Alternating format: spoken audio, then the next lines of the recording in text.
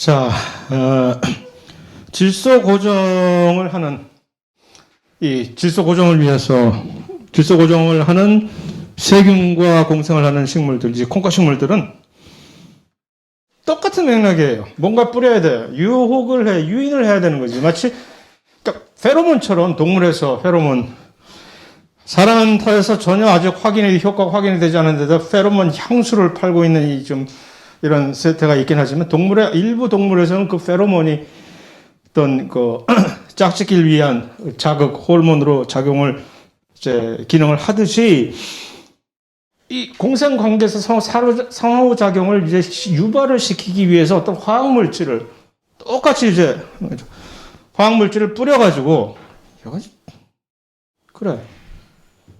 옳지. 뿌려가지고서 하는데, 이거 역시 그러니까 아까 스트리골락톤과 비슷한 얘기가 된 거죠.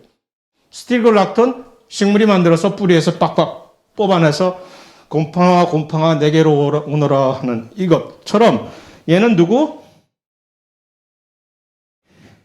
플라보노이드라고 하는, 그렇게 무슨 두부에 플라보노이드가 그렇게 많다며, 항암작용에 그렇게 좋다며, 얘네들이 그런 거 우리 항암 치료하라고 만드는 거 아니잖아요. 지들 쓰려고 만드는 거지. 그래서 이런 플라보노이드라고 하는 다양한 이런 물질들을 뿌려가지고서 그 세균들을 유인을 시키는 거예요. 그럼 세균들이 뿌리 근처로 와가지고서 거기서. 그럼 똑같은 일이 벌어지겠죠. 이제 무슨 일이 벌어질까 그럼? 서로 화답을 해야지. 내가 세균을 불렀으니 세균이 오면 세균은 또 무슨 일을 할까? 아까 그 곰팡이의 경우가 똑같이? 어떻게? 이제 내 차례야. 세균이 뭔가를 해서 식물한테 준비해. 라고 신호를 보내겠어. 똑같은 일이에요. 그래서 세균의 한두 개가 아니라 여러 개, NOD라는 게 너줄레이션이라고, 노줄이 뭐냐면 뿌리혹이거든요, 영어로. 노줄.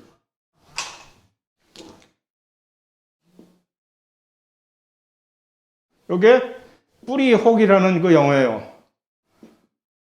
그래서 그 뿌리혹을 그런데 그 뿌리혹이 뭐예요, 도대체? 뿌리에 이렇게 주렁주렁 매달리는 혹처럼 생긴, 우리 사마귀처럼 생긴 그런 건데, 그 뿌리혹. 그게 뭐지? 왜 거기 혹이 생기지? 세균의 집. 들어와서 여기서 살아라 하고. 그러니까 그 뿌리 혹을 누가 만들어줘야지? 식물이 만들어줘야 된단 말이에요, 집을. 그러니까 그 집 빨리 만들어라고 해서 지금 신호 보내는 거죠. 야, 내가 왔으니까 빨리 집 만들어. 그것을 수행을 하기 위한 유전자들이 세균에서 그러니까 다시 말해서 너드 유전자들이라는 얘기는 그 유전자들이 뭔지는 우리가 알 필요가 없지만 세균에 있는 유전자들이란 말이에요. 그러면 그 유전자들의 기능에 의해서 그 유전자들이 뭔가를 만드는 그 산물, 단백질이겠지?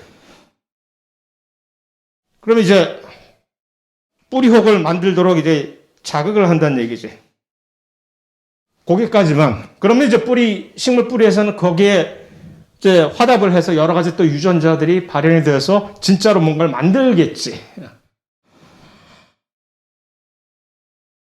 이런 식으로, 그렇다 중요한 건 아닌데, 이런 식으로 공기 중에 있는 질소 N2, 기체 상태의 질소가 이 특별한 종류의 세균에 의해서 땅에 최종적으로 땅에 질산염, 나이트레이트의 형태로, 그럼 이 형태가 됐을 때 뿌리가 이걸 넙죽 받아간다는 얘기고, 이것은 공생을 하지 않을 때의 얘기고, 공생을 하는 세균들은, 그러니까 헷갈리지 마세요.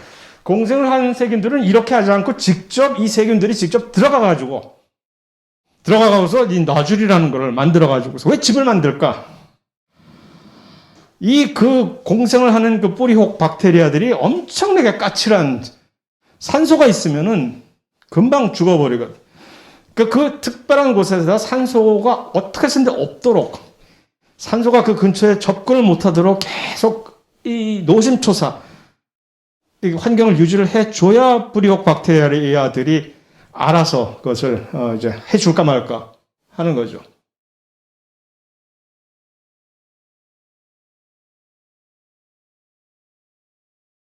이게 이제 전형적인 그 뿌리 혹들이 그런 콩과 식물에 있는 그 그림이고, 그 뿌리 혹 요걸 반 딱 잘라보면 조금 끔찍합니다. 시뻘건 마치 피처럼 시뻘건 색깔이 나오거든요.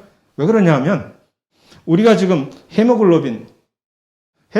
우리 피가 빨간 이유가 왜 그럴까? 철분 때문에. 헤모글로빈 단백질이 철분을 딱 머금고 있어서 그 철과 산소가 산화돼서 산화 처리되기 때문에 빨간색이 되는 거죠. 똑같은 이 노즐 안에서도 우리 헤모글로빈과 정말로 흡사한 단백질인 렉 헤모글로빈이라는 게 있어요. 헤모글로빈에다가 레기움이라고 하는 LEG만 딱 붙인 거야. 헤모글로빈 스펠링이 있잖아요. 거기다가 LEG 하나만 더 붙이면 돼. 레기움이라는 뜻이에요. 그래서 헤모글로빈 하면 얘네들은 그 콩과 식물의 그 노즐 안에 있는 산소 운반 단백질이에요. 마치 헤모글로빈처럼 산소를 운반해. 철분이 필요해. 그러니까 빨개. 다만 기능이 정반대예요. 우리의 헤모글로빈은 우리 산소를 필요로 하는 쪽으로 가서 산소를 공급해 주지만 렉 헤모글로빈은 뭐? 산소를 빨리 도망가게 만들어요. 그래서 도망가는 친구들. 이 뿌리혹 박테들이 혹시나 산소에 의해서 피해를 입을까봐 산소가 보이면 전부 포집해가지고 밖으로 나가는 게 렉 헤모글로빈의 기능이 있는 거죠. 그렇다는 얘기고.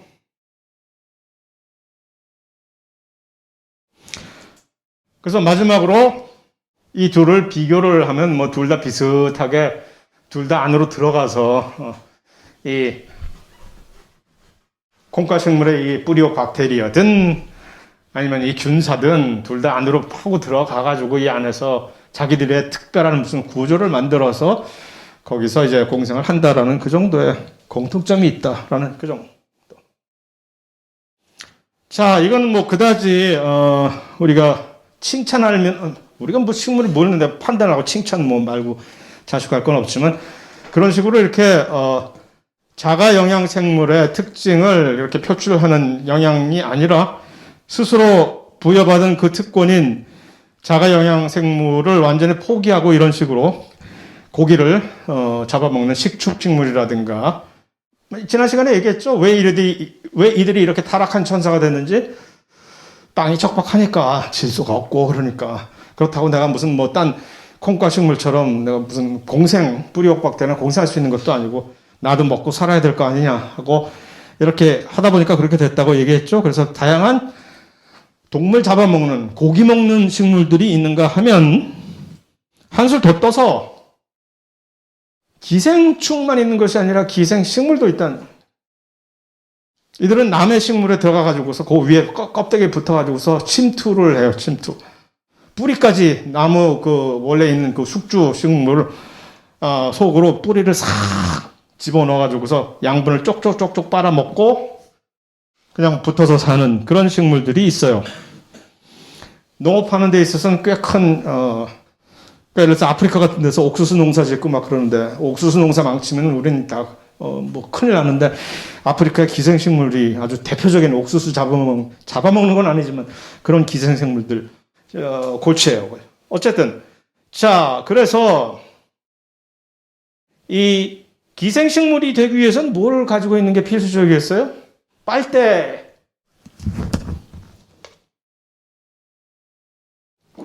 일단 빨대 꼽아야 될 거 아니야, 다른 애.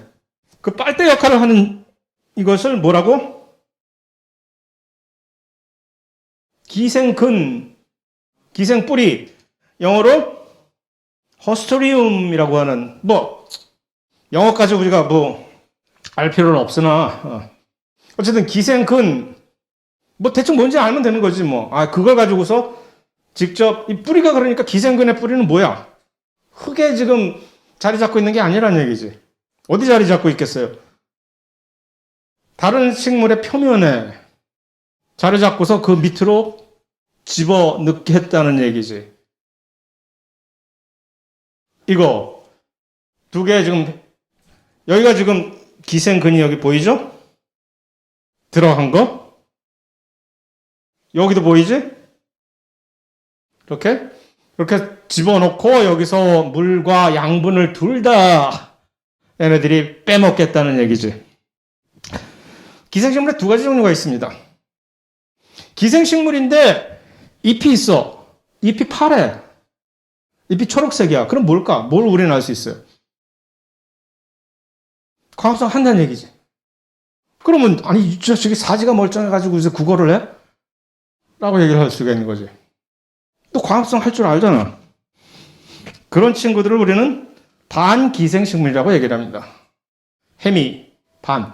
그러니까 광합성은 해, 내가. 밥은 내가 지어 먹을 수 있는데 반찬 만들어 먹기가 조금 껄끄러워서 반찬은 내가 네 거 뺏어 먹어 하는 그러한 식의 반기생식물이 있고, 그러니까 이들은 파래 색깔이 이렇게. 그래서 실제로 실제 사진을 보시면 이 바깥에 파란 잎에 나와 있는 이 친구들은 이 나무의 기생에서 사는 기생식물인데 구분을 못 하겠지, 이게. 얘가 지금 얘네들이 이 나무의 지금 껍데기에서 기생하고 있는 건지 아니면 원래 가지인지 사실 구분하기가 힘들 정도로 이렇게 파래니까. 예. 그런데 완전 기생식물이 있어요. 이러지 않고 아예 노골적으로 까짓 남의 거 훔쳐먹는 거 이제 적나라하게 네 거 밥까지 내가 다 뺏어 먹자. 차라리 그게 더 진솔하고 좋을지도 모르지. 그래서 이들은 아예 광합성을 전혀 수행하지 않는다. 그러니까 얘네들은 잎을 봐도 잎이 녹색이 아니겠지. 뭔가 뭐 구색을 맞추라고 뭐가 있긴 하겠으나 색깔이 다르겠죠. 그래서 두 가지가 있다 정도. 그래서 그 중에 특히 스트리가라고 하는 얘는 마녀풀이라고도 알려져 있는데 아프리카에서 녹수수에 아주 큰 치명적인 폐해를 끼치는데 특이한 점은 이름이 스트리가라는 거 거기서 따온 건지 모르지만 얘 역시 스트리고락톤, 아까 그 곰팡이들이 스트리고락톤에 의해서 유인이 돼가지고서 공생을 하듯이 얘는 뿌리에서 식물 뿌리는 그냥 계속 곰팡아 와라 하고 있을 거 아니에요. 스트리고락톤은 그냥 뿌려대는 거지. 이제나 저제나 곰팡이가 오실라나 하고 그걸 이용을 해서 곰팡이 대신 이 친구가 그 스트리고락톤에 의해서 가서 그 근처에서 뿌리 근처. 그럼 이 친구는 뭐야 그러니까 그것을 악용이라고 하기엔 좀 어쨌든 그걸 활용해서 식물 근처에 왔다는 걸 알 수가 있는 거지. 그럼 거기서부터 이제 기생을 시작을 하는 거지. 그러면 쉽게. 그래서 이제 이런 식으로 자연에서 이미 있는 시스템을 살짝 이용을 해가지고 자기 이득에 맞게 이렇게 전용하는, 거기서 또 하나의 예를 여기서도 볼 수 있다는 얘기죠. 서로 속고 속이는 야바우들의 세상 식물. 자, 이제 제대로 실제 훨씬 더 중요하게 식물 입장에서 훨씬 더 중요하게 생각하는 물을 어떻게 확보할 것이냐 하는 문제이죠. 자, 이거 일단은 물의 입장에 대해서 여러분이 한번 생각을 해보면, 이제 빙의를 해가지고서 내가 물이라면 식물에게 어떻게 다가갈 수 있을까? 굳이 물인데 내가 식물을 위해서 다가갈 줄 필요는 없지. 하지만 물은 물이야. 그러니까 물은 무조건 물리적인 법칙에 의해서 나의 거취가 결정이 되는 거 아니겠어, 물은.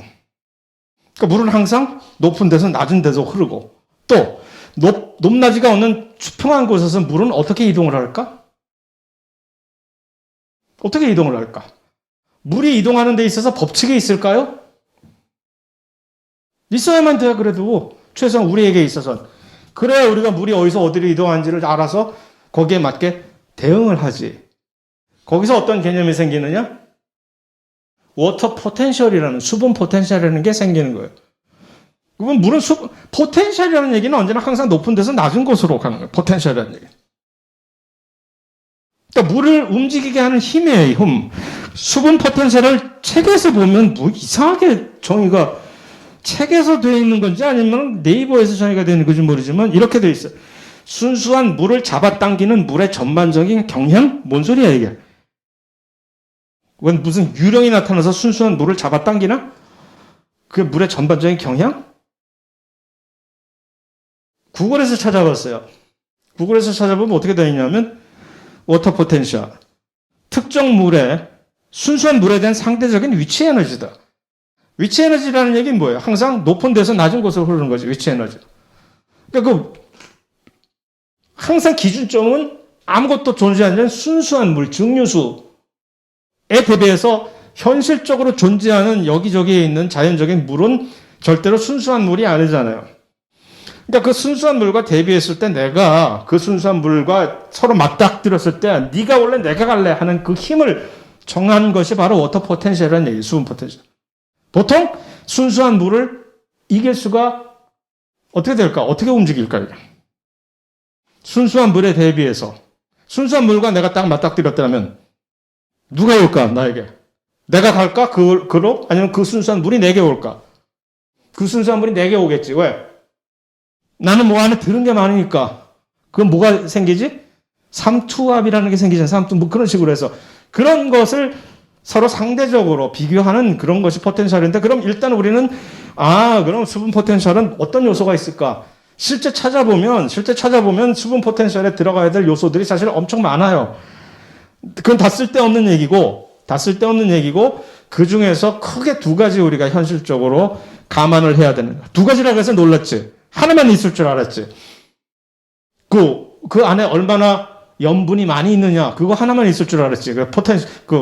그런데 또 하나가 있어요. 또 하나 생각해 줘야 될 게. 그게 뭐냐면, 이거예요.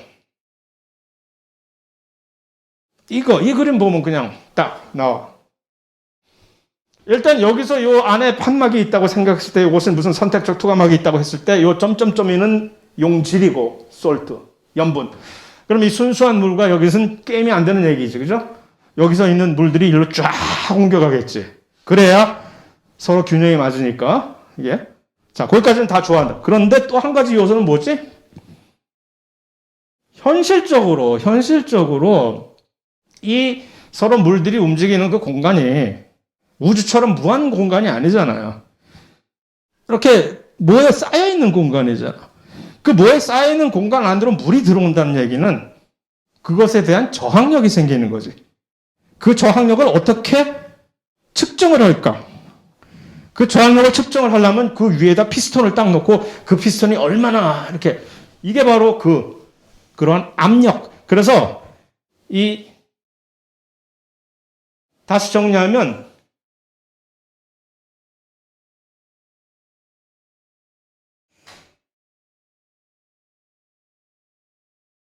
이 두 가지 요소가, 수분 포텐셜이라고 하는 것은 용질 포텐셜, 얼마나 그 안에 염분이 많이 녹아 있느냐. 그 다음에 압력 포텐셜, 그것은 거기에 대한 반대하는 반작용, 그것을 눌리려고 하는 힘이지. 그 두 가지로 전체적으로 결정이 된다는 얘기고, 현실적으로는 사실 그러니까 현실적으로는 이 압력 포텐셜은 뭐 거의 대부분의 크게 무시를 해도 좋을, 우리가 지금 감안해야 될 이 워터의 물의 이동에 있어서는 물이 어느 방향으로 움직이느냐에 따라 그것을 결정해 주지 못하고 주로 얼마나 이 용질 포텐셜에서 얼마나 이 안에 염분이 많이 녹아 있느냐에 따라서 결정이 된다는 얘기겠죠. 그 얘기예요. 결국 어쨌든 그 물의 입장에서는 이것만 다 조건이 제공이 되면 그냥 움직이겠지. 자, 이제 식물의 입장으로 돌아가 봅시다. 물은 그래.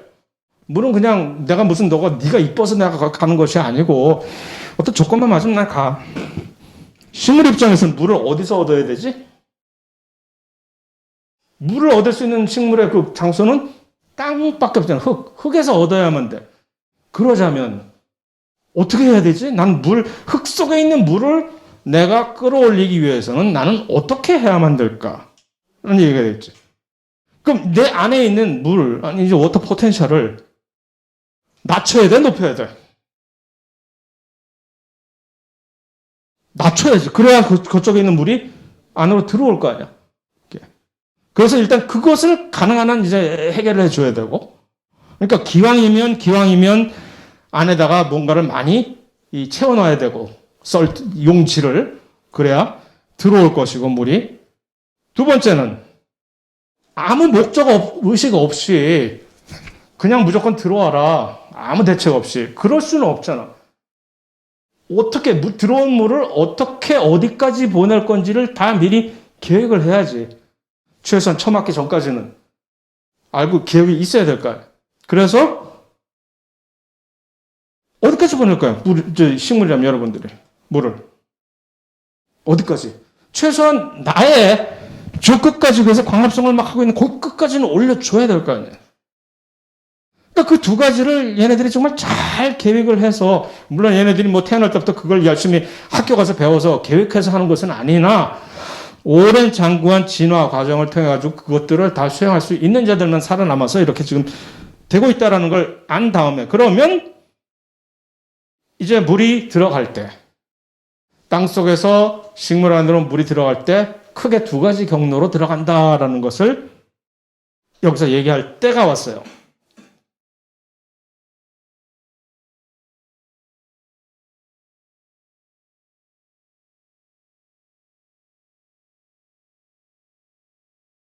두 가지. 하나는 심플라스트 경로라는 것이에요. 심플라스트 경로는 한마디로 얘기하면 물이 그냥 세포 사이를 그냥 막 세포가 아무것도 없는 듯이 그냥 세포를 통과해서 세포의 그 세포질을 통과해서 물이 막 억지로 우겨서 가는 거야. 자, 이 키워드 심플라스트 경로를 표현을 하는 세 개의 키워드가 여기 잡혀 있는 거예요. 자, 그러려면 이 삼투어라는 키워드는 여기 왜 있는 걸까? 심플라스트 경로로 일단 물이 통과를 막 해야 돼. 그러려면 그것을 움직이게 하는 가장 큰 원동력이 뭐라는 얘기예요?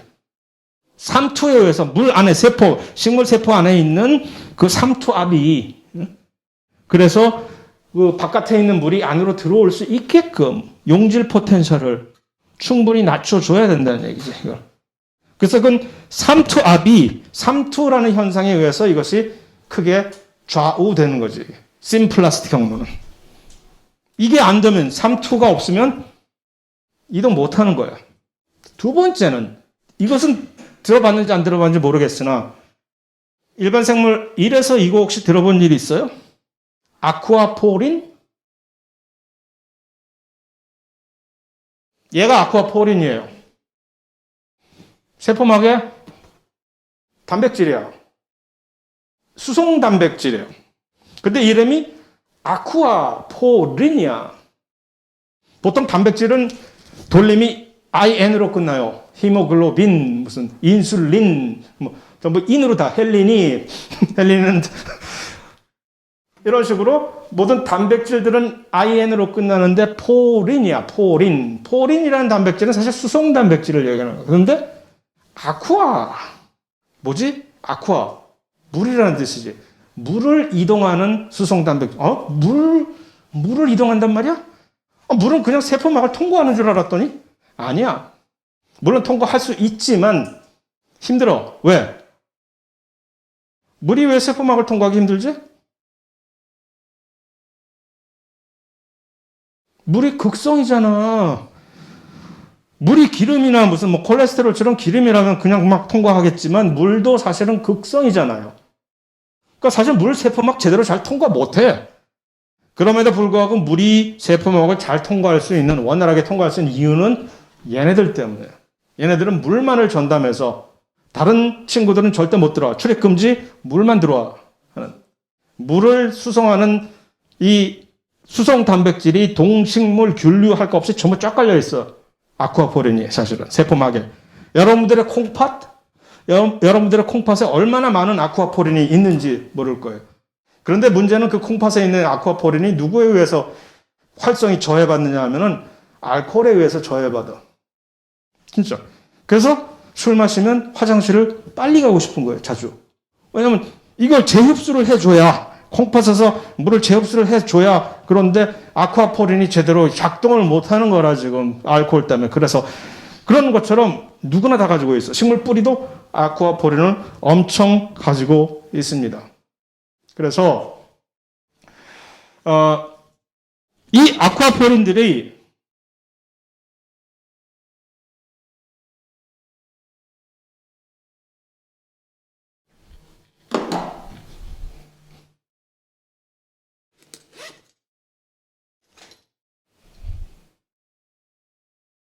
수업 중인데 왜 전화하고 난리야?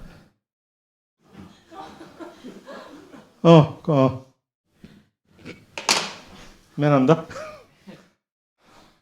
원래 왜 이렇게 물들을 특별하게 끌어줄 수 있는지를 잘 보여주는 그림이나, 뭐 여기서 굳이 뭐, 특별한, 이 단백질 안에 특별한 요소의 아미노산들이 마치 삼백처럼 요소를 딱 지키는 똑똑한 아미노산들이 히스티딘, 아스파라진 각 요소, 그것들이 물의 음이온과 찰싹찰싹 들어붙어서 마치 줄다리기에서 이렇게 딱 끌어주듯이 할 수 있는 힘이 있어서 물을 전담하는 이런 이 수송 단백질인데, 그게 중요한 것이 아니라 어쨌든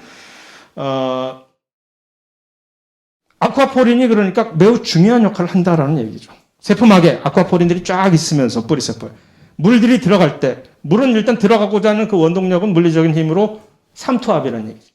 삼투 현상에 있어서 세포 안으로 들어가야 되는데 이 아쿠아포린들이 없으면 못 들어가. 그 아쿠아포린들이 쫙쫙쫙쫙 있으면서 원활하게 이들을 받아들여 줘야, 그래서 얘네들이 홍수 같은 식물 뿌리에는 이렇게 마개, 우리 욕조에 이거 마개처럼 이런 구멍도 있어요, 마개를. 그래서 홍수 같은 게 나면 이 마개를 닫아버려요, 식물 뿌리의 아쿠아포린들은. 물 더 이상 들어오지 마라 하고. 이렇게. 그래서 그런 식으로 그 아쿠아포린을 이용해 가지고서 물이 들어오는 것을 능동적으로 조절을 한다는 얘기고. 자, 나머지 두 개의 키워드는 따로 띄어서 여기다 이렇게 놔뒀어. 왜 이럴까? 하나는 양성자 펌프, 하나는 이온 통로 및 펌프. 이건 뭐야? 얘네들은 물에 관한 얘기가 전혀 아니지. 물과 함께 오는, 그러니까 심플레스트 경로로 들어갈 때는 지금 같이 묻어서 땅 속에서 물 안에 녹아있는 미네랄들이 같이 들어가려고 하는 거 아니에요. 근데 문제는, 여기가 어디라고 니들이 들어와. 심지어 예를 들어서 그 미네랄이 수소라고 칩시다. 수소. 예를 들어서. 얘 그냥 들어갈 수 있을 것 같아? 못 들어가지. 수소, 이 세상에서 가장 원자 반경이 작은 원소. 임에도 불구하고 이 수소조차도 세포막을 통과 못할 거 아니야. 왜? 이온이 돼 있으니까, 이온화가. 그러니까 극성을 띠고 있는 물질들은 절대 못 들어간단 말이에요. 그러니까 물에 같이 녹여 있다고 해서, 좀 물에 같이 있으니까 같이, 뭐 친구 따라 강남 가자고 같이 들어가는 척하고 좋다고 들어가려고 하다가 걸려버리는 거지. 그럼 여기서 해결을 해줘야 될 거 아니야, 이 문제를. 식물 세포 입장에선 해결을 해줘야지. 어떻게 해결을 해줄까? 따로 통로를 마련해주고. 근데 양성자 펌프는 갑자기 여기 왜 나오니? 그 이온들이 들어오는 거를 해결해 주겠다는 건데 양성자 펌프는 여기 왜 들어오는 거예요? 여기 왜 나오는 거야? 식물이 만들어서 수소를 밖으로 퍼내는 거 아니야, 이거? 근데 얘하고 무슨 상관이 있는 거예요? 얘가? 이 그림의 힌트예요.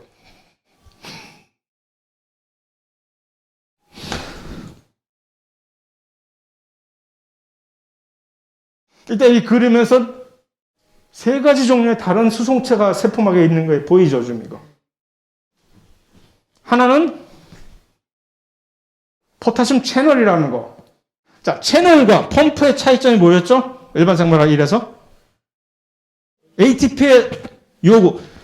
채널은 ATP가 필요 없어. 왜? 항상 농도 기울기에 의해서 높은 것은 낮은 곳으로 수송시키니까. 이 그림이 조금 잘못된 게 마치 얼핏 보면 포타슘이 여기 엄청나게 많고 바깥쪽에 엄청 적은데, 그러면 사실은 원래 이거 이동 못하죠. 항상 농도가 높은 데서 낮은 곳으로. 다만 그렇게 그리려니까 조금 이렇게 빡빡하게 굴어. 어쨌든 채널이라는 얘기는 채널이라는 얘기는 이것은 한쪽 방향으로만 항상 농도가 높은 곳에서 낮은 곳으로 농도 기울기에 의해서만 수송을 하는 게 채널이에요. 채널이 하나 있어. 근데 여기 펌프가 있죠. 펌프는 뭐지?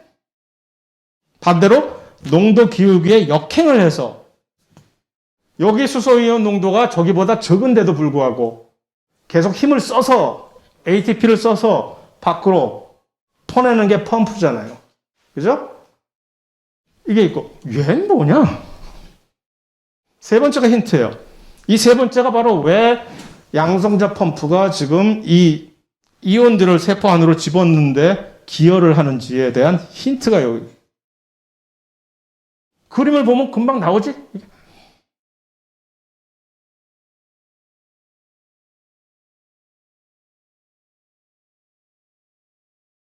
뭐 이거 1점 줘야 얘기할 거야 이것도? 한 번 더 기회를 줄까? 1점 좋아. 까짓 거 1점. 이거 엑스트라 1점이다. 자, 뭐라고?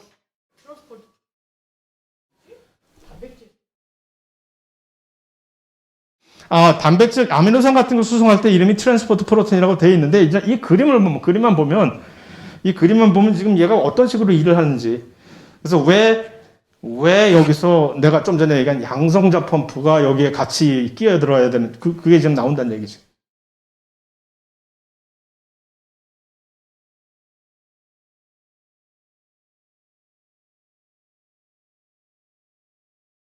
조금만 이제 정리를 해야 될 것 같은데, 그게 정답은 아니고, 음이온하고 결합한다는 거라기보다, 이게 지금 얘네가, 다시 한번 힌트를 드리면, 얘네 둘이 지금 같이 들어오지?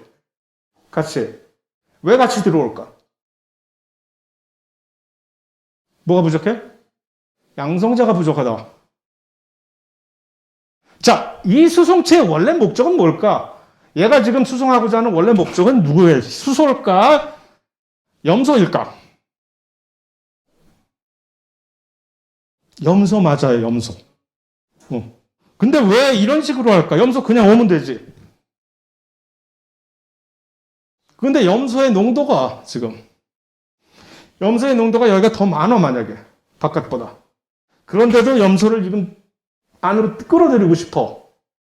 아, 그러면 자식아 펌프질을 해야지, 펌프. ATP 써야지.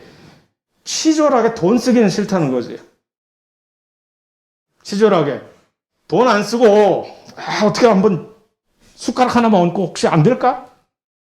바로 그거예요. 그러니까 이거 역시 농도 기울기에 역행을 해서 염소를 농도 기울기에 순행을 해서 그냥 염소가 높은 데서 낮은 곳으로 농도가 하는 거면 아무 문제가 없죠. 그냥 염소, 클로라이드 채널이지. 그죠? 그러나 이름이 그게 아니잖아. 얘는 가만히 보면 클로라이드와 수소가 같이 들어오고 있지. 왜 이래야만 될까? 수소는 이 안으로 들어오는데 아무 문제가 없어. 왜? 바깥쪽에 널리고 널렸어. 그러니까 농도 기울기에 의해서 수소는 그냥 들어와. 그냥 들어오는데 그거를 염소가 같이 들어가는데 같이 가는 거야. 그러면 염소는 힘 안 들이고 원래는 못 들어오게 되는데 힘 안 들이고 같이 공동 수송으로 들어오는 거거든요.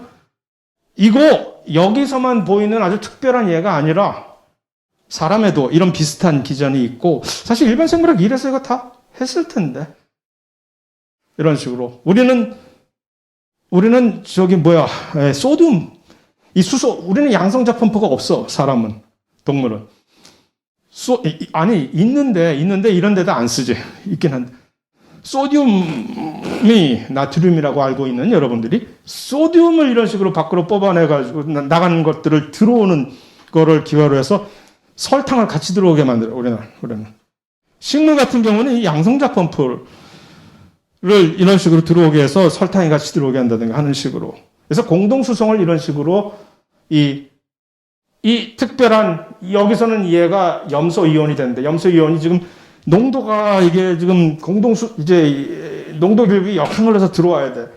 그럼에도 불구하고 에너지 사용 없이 얘네들처럼 정정당당하게 에너지 사용 없이 이렇게 할 수 있는 것도 있다는 얘기죠.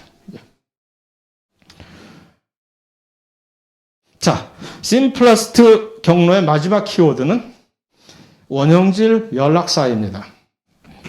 뭐지? 원형질 연락사. 들어본 것 같은데? 어디서 들어봤지?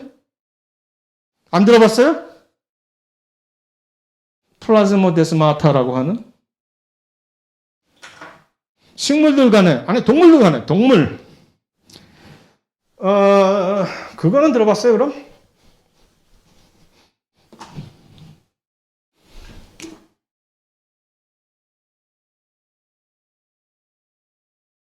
상피세포, 지금. 동물의 상피세포 둘이 있는데, 이 둘을 딱딱 쪼여있는 그런 간극이, 연접들이 있으나, 요 밑에쯤에 이렇게 개구멍처럼 개구멍 또는 FTA라고 표현을 할 수 있는 요거 이런 식으로 여기는 그냥 구멍이 뻥 뚫려 있는 거야.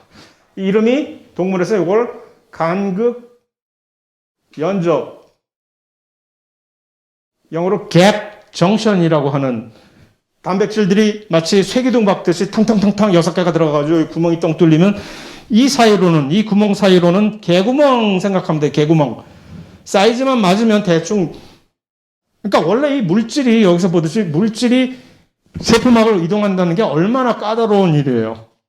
특히 이 전하를 띠고 있는 물질들은 이 수송체를 따라서 가야 돼.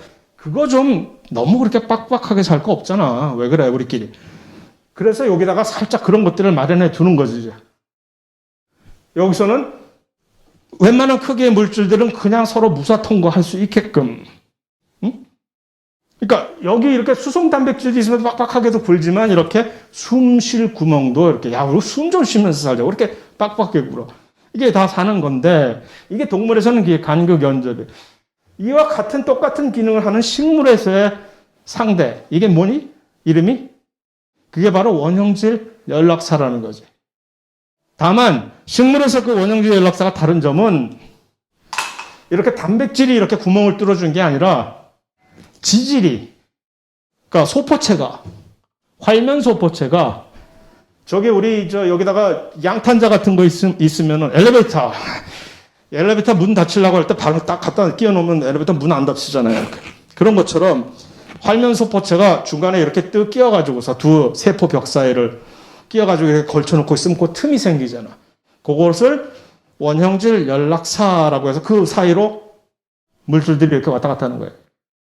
그러니까 심플라스트 경로에서 이게 왜? 이거 역시 똑같은 얘기입니다. 자, 여기 처음에 물이 처음 들어왔어. 첫 번째 방벽, 첫 번째 뿌리 세포들은 빡빡하게 출입국 관리소에서 엄격하게 이제 입국 심사를 엄격하게 하는 거죠. 그러니까 여기에 무슨 이온들 같은 경우는 각자의 무슨 맞는 이온 채널이 있어야만 들어가고 막 난리가 나는 거지. 물도 삼투 현상으로 아쿠아포린으로 의해서만 들어가고. 일단 들어오면 두 번째 관문, 또 다른 세포를 넘어가야 되죠. 근데 만약에 이게 생각을 해보세요. 얘가 똑같이 이렇게 있다고 하면 들어가는 물 입장에서는 진짜 짜증. 야, 여기 갔는데 또 가라고 이걸? 정말 짜증나는 거야. 그럼 어떻게 하면 좋을까? 여기에서 이제 원형질 연락사들을 이렇게 만들어 놓는 거지. 일단 들어오면 한번 걸쳤잖아. 한번 스크린 했잖아, 이제. 아니, 코로나 검사 받았는데 또 받으라고? 한번 받았다니까? 그 얘기예요. 그러고 나서 이렇게 쭉 가. 이게 바로 원형질 연락사가 심플라스트. 물의 경로에서 중요한 역할. 다시 심플라스트의 정리를 해봅시다. 그러니까.